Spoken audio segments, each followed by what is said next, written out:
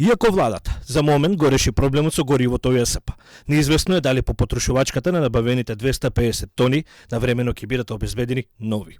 Градоначалничката на град Скопје, Даниела Арсовска, која денеска се појави во јавноста на настан на кој се пофали со донираните 6 автобуси од ТЕУ, сепак не прецизираше до каде е тендерската постапка.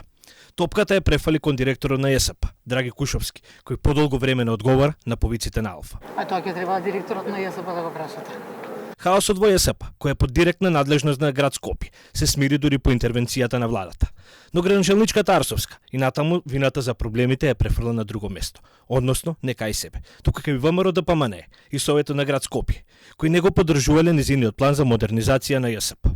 Она кое што се случува во градот Скопје и во Македонија, ова е една крајно поларизирана атмосфера во која што политичките елити кои што во овој момент делуваат во рамки на државата, не сметам дека се некои кои што заслужуваат да луѓе кои што се обидуваат да придонесат за она кое што треба и може да биде подобро за Македонија. Ставот на Арсовска дека за хаосот се виновни ВМРО ДПМН не издржан, ако се има по предвид фактот дека владечката партија, а и премиерот Мицкоски од поодамна изјавуваа дека ќе ги поддржат сите програми во Советот кои се во интерес на граѓаните.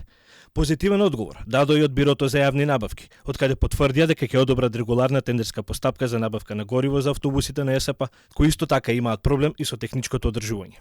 Министерот за животна средина и просторно планирање Изен Меджити денеска уште еднаш потврди дека покрај 6 автобуси се подготвува и набавка на други 120 електрични автобуси за кои говореше и премиерот Мицкоски. Целта на оваа влада е децентрализација и тоа се покажува и со средствата што се издвоени ова година 100 милиони евра за општините, наредната 250 милиони евра пак за општините за зајакнување на децентрализацијата, но кога не можат општините, тука е владата, значи биќе најбитни ни се граѓаните. Амбасадорот на Европската унија во Македонија, Михаилис Рохас, ги поддржува реформите кои ги спроведува владата, а се во насока на подобрување на условите во животната средина, за кои вели дека биле во согласно со стандардите на Европската унија.